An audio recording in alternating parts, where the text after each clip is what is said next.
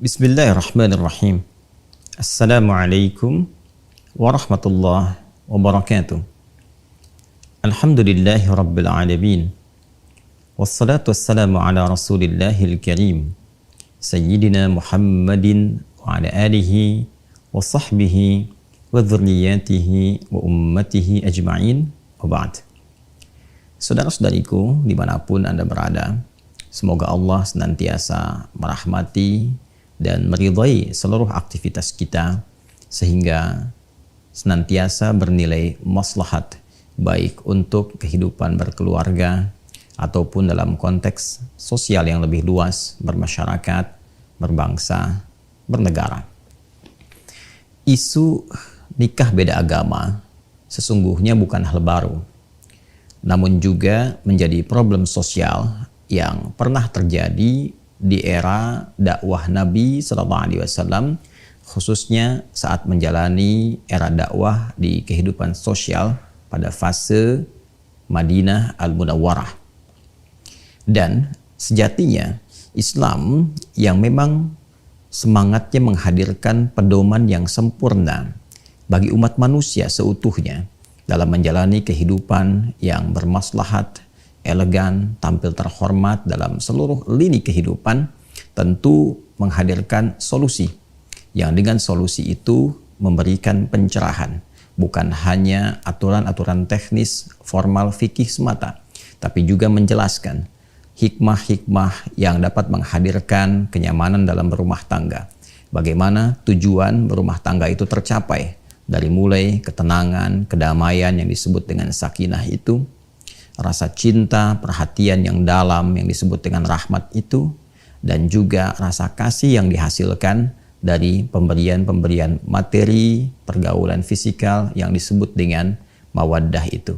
Sakinah, mawaddah, dan rahmah itu yang seringkali kita namakan dengan samaran.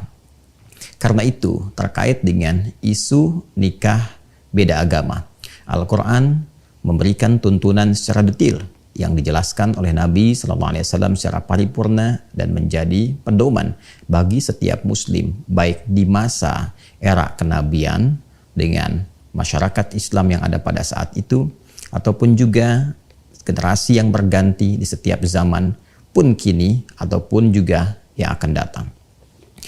Beda agama artinya beda keyakinan. Saya, Anda, kita, muslim misalnya, tentu memeluk Islam. Maka bagi kita yang Islam, bagi kita Muslim, jika dikatakan berbeda agamanya, artinya berbeda keyakinan. Non-Muslim, ada Islam, agama dalam bahasa Arab, bahkan diksi Al-Quran disebut dengan ad-din. Yang kita yakini, inna dina indallahil Islam. Agama yang diridhai, din yang dibenarkan oleh Allah menurut kita adalah Islam. Itu yang kita yakini tanpa ragu. Yakin tanpa ragu disebut dengan iman. Kata kerjanya amana, jamaknya amanu, orangnya disebut mukmin, insan beriman. Agama yang dipeluknya Islam.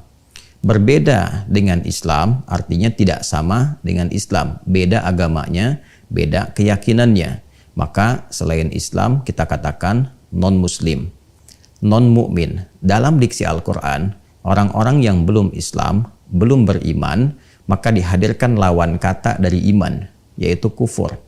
Jika kata kerja iman amanah, maka kata kerja kufur itu kafara. Jika orang yang beriman itu mukmin, maka orang yang belum yakin, yang menutup diri sehingga keyakinan belum sampai kepada hatinya, bahasa lembutnya itu bernama kafir. Jadi ada mukmin, ada kafir, ada muslim, ada kafir. Dan ini bahasa standar yang orang-orang jahiliyah pun, bahkan yang ingkar pun, bahkan yang menjadi lawan langsung dari Nabi SAW memahami bahasa ini dengan pemahaman biasa, bahkan menyadari sepenuhnya dan menerima karena memang dihadirkan dengan diksi yang sangat lembut, diksi yang sangat mencerahkan dalam arti memahamkan. Jika memang ada yang beriman, mereka menerima risalah Islam, yang belum menerima menutup diri, memang bahasa Arabnya disebut dengan kafir. Jadi ada mukmin, ada kafir. Nah, yang kafir ini, yang belum beriman ini, yang belum berislam, oleh Al-Quran itu dibagi dua bagian. Ada yang termasuk dari bagian ahli kitab. Ada pula yang bukan termasuk dari bagian ahli kitab. Musyrik secara umum. Jadi kafir itu ada golongan ahli kitab, ada golongan musyrik. Musyrik dalam arti menjadikan Tuhan-Tuhan selain Allah Subhanahu wa ta'ala. Menuhankan selain Allah Subhanahu wa ta'ala. Baik bersamaan, ada yang mengatakan Tuhannya adalah Allah, tapi meyakini ada Tuhan lain selain Allah. Atau yang menepikan Allah, meyakini Tuhan selain Allah. Itu musyrik secara umum. Sedangkan ahli kitab adalah umat yang secara genealogi tersambung kepada golongan Bani Israel. Hamba-hamba yang tersambung kepada umat-umat nabi-nabi yang seluruh nasabnya tersambung kepada Nabi Ibrahim alaihissalam, dari jalurnya Ishak alaihissalam ke Nabi Yakub, Nabi Yusuf, terus selanjutnya sampai ke Musa alaihissalam. Kemudian juga ada Daud, ada Sulaiman, sampai nanti ke Nabi Isa alaihissalam. Umumnya dari jalur ahli kitab ini nanti melahirkan Yahudi dan Nasrani.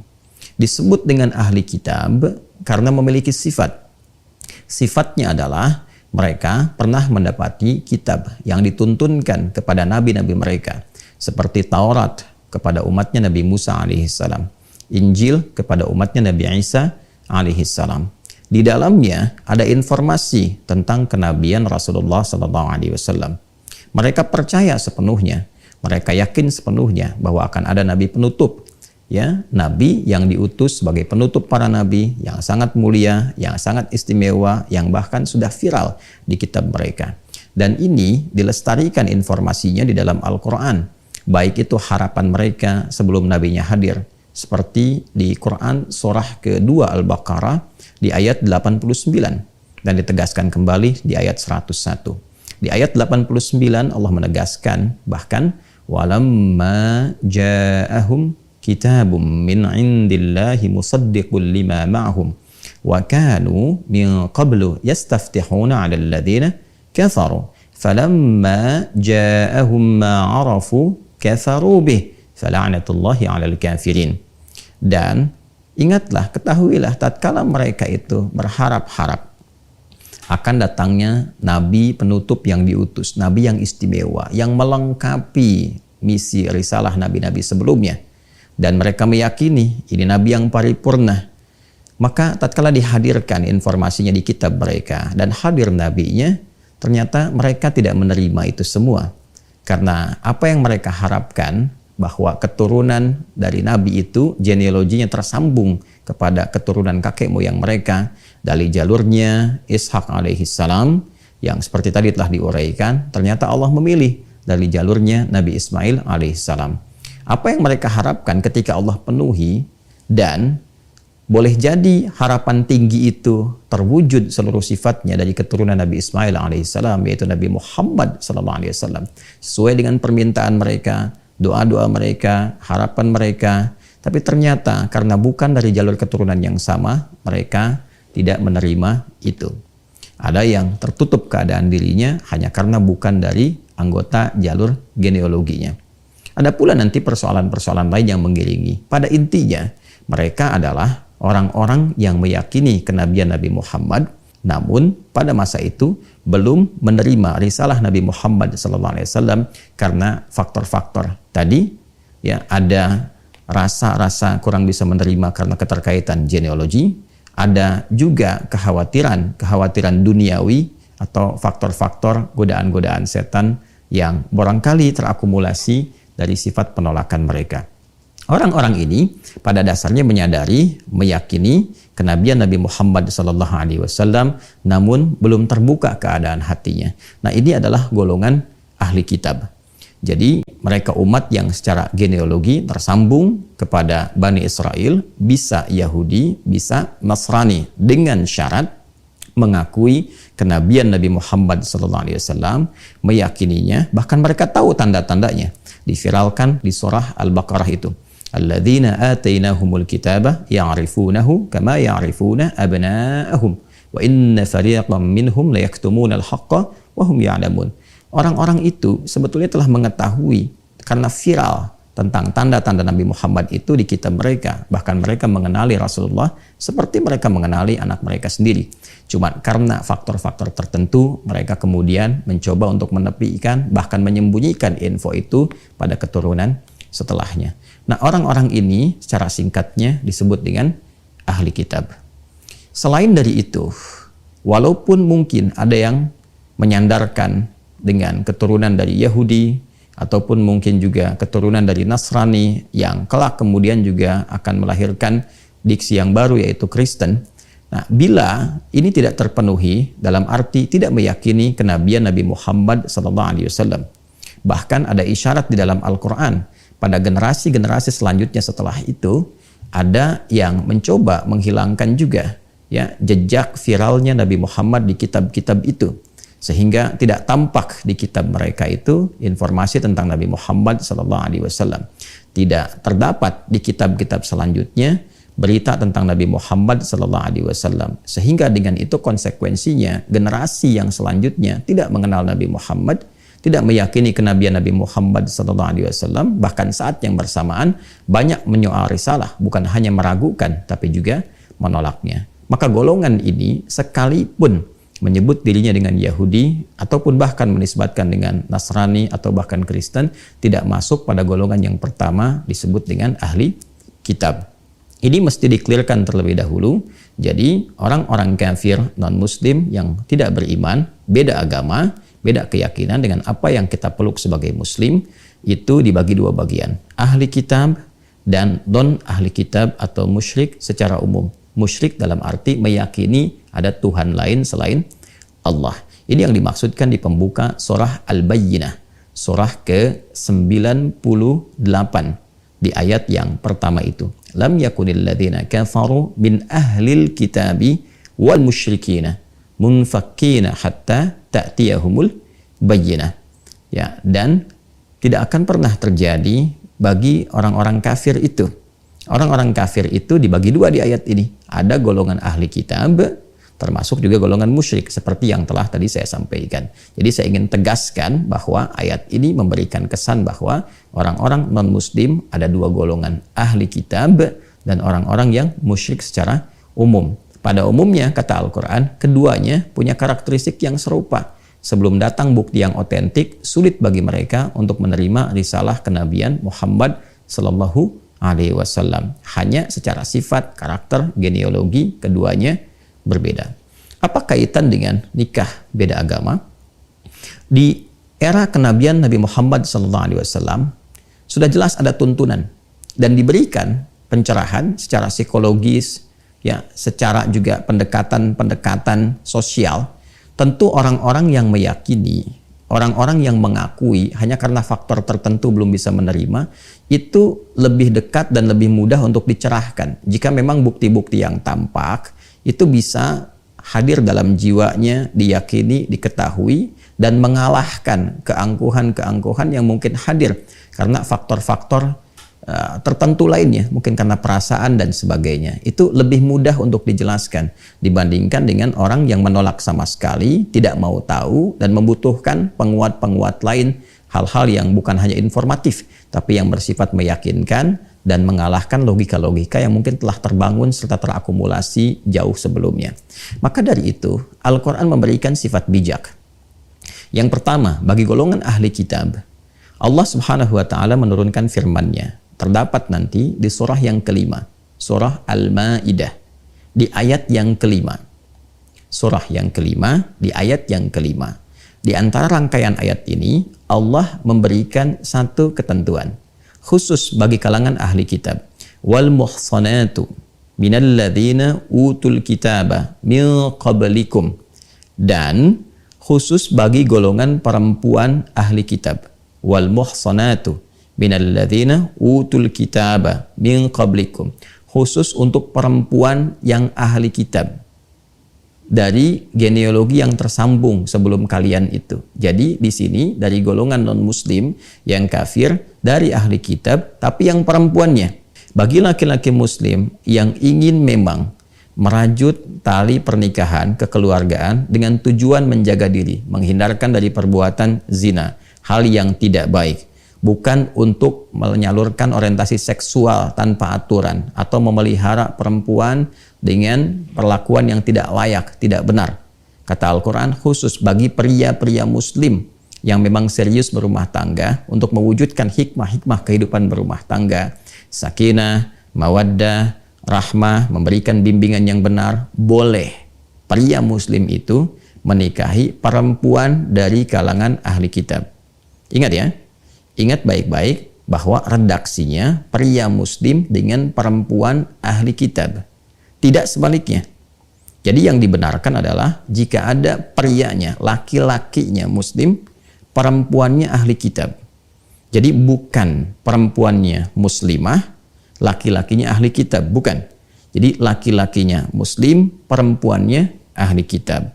Dan yang dimaksud ahli kitab yang saya jelaskan tadi, meyakini, mengakui kebenaran risalah Nabi Muhammad SAW, namun belum beriman, ya, belum masuk Islam, belum bersyahadat karena faktor-faktor tertentu. Tapi ada pengakuan dalam dirinya, ada kebenaran yang dia akui, dia tahu tentang itu, ya, maka dengan keadaan dirinya sebagai perempuan dan hikmahnya dalam kehidupan rumah tangga, laki-laki diposisikan sebagai pemimpin yang mengatur, membimbing, mengayomi, menyayangi, sehingga dalam posisi itu bisa membina rumah tangga dengan baik, membimbing istrinya, mengarahkan, memberikan pencerahan, sehingga diharapkan dengan itu, pertama, dapat menerima risalah Islam dengan baik. Itu satu.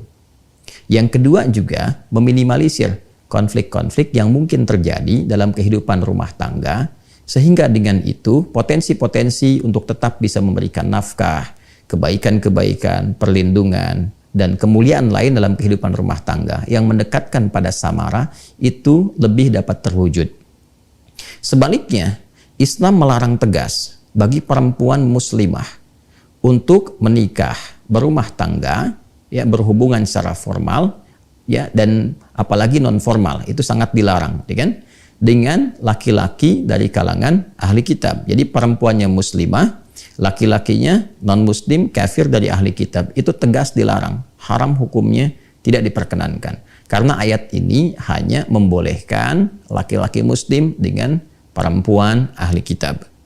Ya, apa hikmahnya? Ya, berkebalikan dari apa yang tadi diuraikan. Karena laki-laki itu sifatnya dominan, dikhawatirkan nanti mengendalikan yang perempuan muslimahnya. Kemudian juga bisa terancam dengan beberapa hal. Ya, ada yang terkait dengan materi, ketika materi tertahan, jadi kemudian tekanan. Ya, ada yang terkait dengan aspek-aspek lainnya, perlindungan, dan hal-hal yang menjadi tugas-tugas laki-laki dalam kehidupan berumah tangga. Jadi ini murni untuk penjagaan dua hal. Satu, akidah. Ya, yang kedua adalah kemungkinan-kemungkinan besar untuk mendekatkan kepada aspek samara. Ini terkait dengan ahli kitab, jika memang itu masih didapati.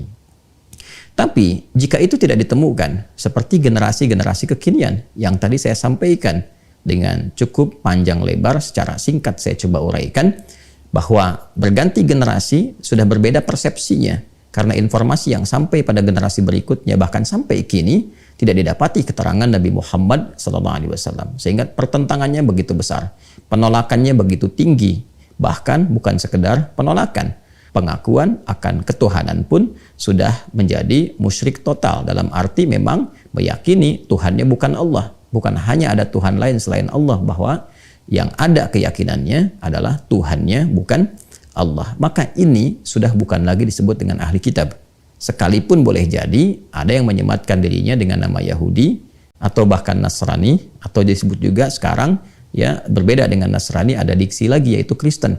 Nah, jadi Kristen saat ini jika tidak mengakui kenabian Nabi Muhammad SAW, jika tidak kemudian mengimani Nabi Muhammad SAW sebagai nabi penutup dan meyakini bahwa Allah itu Subhanahu wa taala sesungguhnya adalah Tuhan, walaupun barangkali ya ada meyakini Tuhan selain Allah, itu tidak masuk dalam kategori ahli kitab. Apalagi jika memang sudah menolak Allah sebagai Tuhan, Nabi Muhammad itu bukan nabi, bukan rasul, ya dan seterusnya, dan menganggap Islam totally different, sangat berbeda, maka itu tidak masuk dalam golongan ahli kitab. Maka tidak berlaku hukumnya yang di Al-Maidah ayat kelima. Maka Allah menurunkan ayat khusus di dalam Al-Quran surah kedua Al-Baqarah di ayat 221.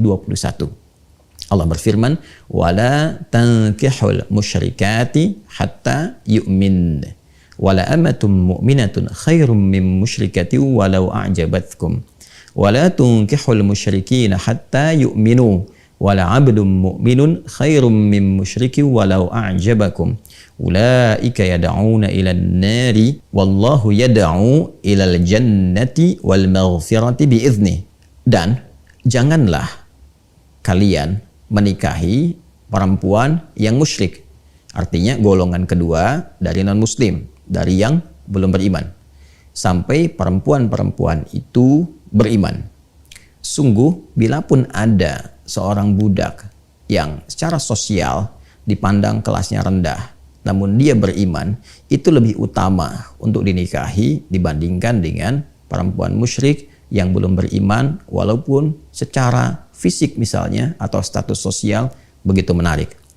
Pun demikian, jangan nikahkan anak perempuan kalian kepada laki-laki yang musyrik, golongan kedua dari non-muslim yang belum beriman dan tidak mengakui ketuhanan Allah Subhanahu wa taala, juga ke Rasulullah Nabi Muhammad sallallahu alaihi wasallam, sampai para lelaki itu mau beriman. Lelaki yang secara status sosial dipandang rendah tapi dia beriman, berperilaku yang baik, itu lebih utama untuk dinikahkan anak perempuan kalian dengan mereka dibandingkan dengan laki-laki musyrik dengan sifat-sifat yang tadi disebutkan. Sungguh mereka berpotensi membawa anak-anak kalian jika nekat untuk dinikahkan kepada situasi-situasi yang sulit, bahkan terancam saat kembali kepada Allah Subhanahu wa taala dengan ancaman-ancaman yang nyata.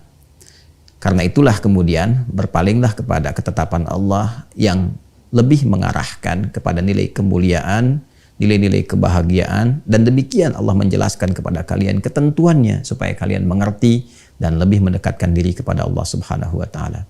Ternyata ayat ini memberikan penegasan.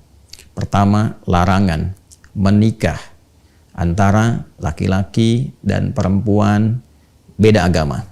Baik itu laki-lakinya muslim dengan perempuan non-muslim atau sebaliknya, perempuan muslimah dengan laki-laki non-muslim dalam keadaan kafir. Kategori yang kedua yaitu musyrik kafir dan musyrik secara bersamaan, bukan dari golongan ahli kitab. Jadi mutlak dilarang, mutlak diharamkan. Yang kedua, Allah menegaskan bahwa tujuan berumah tangga itu sejatinya adalah membangun ketakwaan, membangun kedekatan dengan Allah Subhanahu wa taala dengan cara meningkatkan ibadah, meningkatkan amal saleh, dan meniatkan kehidupan rumah tangga itu untuk mendekat kepada Allah. Bagaimana itu bisa dibangun sedangkan pasangan hidupnya beda keyakinan? Dan ini problemnya juga akan mereduksi nilai-nilai sakinah yang sangat diharapkan dalam kehidupan rumah tangga. Coba Anda renungkan, Anda pikirkan, yang satu ke masjid, yang satu ke tempat ibadah lain. Di dalam rumah didapati situasi yang berbeda. Nanti ketika muncul anak, muncul problem lagi. Mau dibawa kemana anak itu? Dan seterusnya. Belum problem warisan, belum problem nanti dari kedua keluarga. Dan ini akan menyulitkan. Karena itu bertakwalah kepada Allah Subhanahu wa ta'ala. Hidup kita itu terbatas. Sementara kita itu hanya bertugas. Satu saat kembali kepada Allah Subhanahu wa ta'ala. Jangan kemudian hukum-hukum yang nyata yang memang sudah disiapkan untuk memberikan kedamaian, ketentraman, diutaati kembali dan menampilkan semangat-semangat baru dengan kata-kata diksi yang baru seakan-akan benar, dengan frame toleransi, dengan frame misalnya kearifan sosial dan sebagainya. Sungguh semua itu tidak akan bisa menghadirkan ketenangan-ketenangan, samara yang memang desain mendapatkan itu telah ditetapkan sesuai dengan ketentuan yang menciptakan kita semua. Ini bukan bagian dari sifat intoleran, tidak. Tapi sungguh ini bagian dari penjagaan kepada kita semua.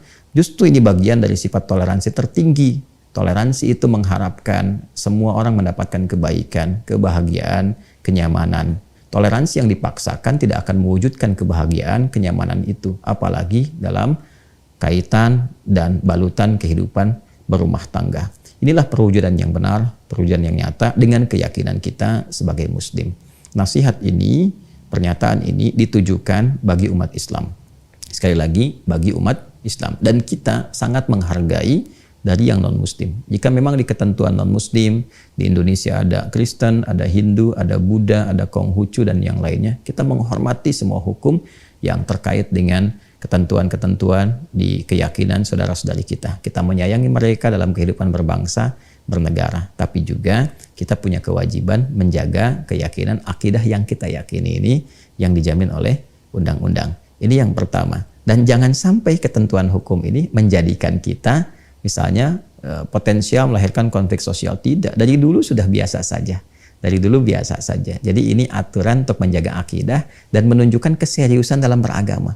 Dan ini bukti otentisitas keberagamaan itu. Ini bagian pertama. Yang kedua, saya pun ingin mengajak kepada rekan-rekan di ulama, di para ustadz, kiai, habib, ya, agar bersikap lebih objektif, satu, lembut, tapi dalam saat yang bersamaan juga tegas menyampaikan nilai-nilai agama yang terkait dengan aspek akidah.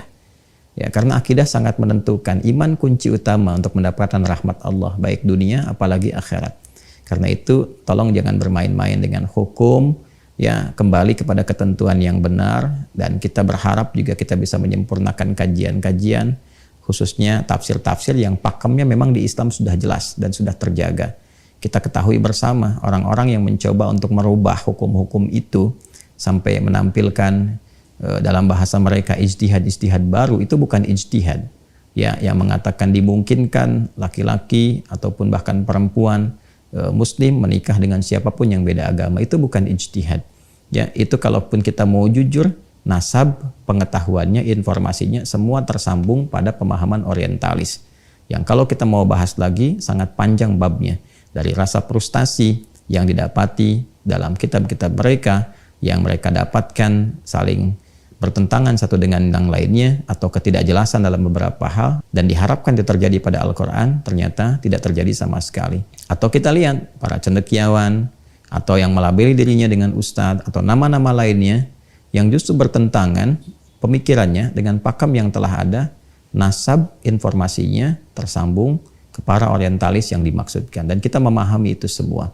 Bagaimana Anda bisa belajar pada orang yang tidak meyakini Al-Quran? Bagaimana bisa Anda mengambil tafsir dari orang yang bahkan tidak yakin dengan kebenaran Quran dan mencari persoalan-persoalan dalam Al-Quran? Lalu Anda mengambil itu semua dan mempraktekannya.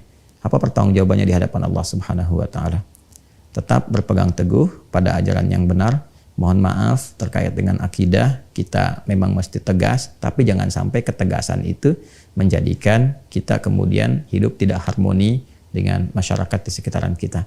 Tetap saling membangun, mencintai, dan memakmurkan negeri yang kita pijak itu bersama-sama, berbineka, tunggal ika, tapi dalam saat yang bersamaan juga mengamalkan apa yang negara jamin untuk memeluk agamanya masing-masing dan beribadah menurut agama dan kepercayaannya itu. Semua adalah pilihan. Anda dapat memilih seperti apa yang Anda inginkan, tapi juga kita tidak bisa menolak realita untuk bisa meninggalkan dunia ini dan kembali mempertanggungjawabkan apa yang kita perbuat di hadapan Allah Subhanahu wa Ta'ala. Adi Hidayat. Assalamualaikum warahmatullahi wabarakatuh.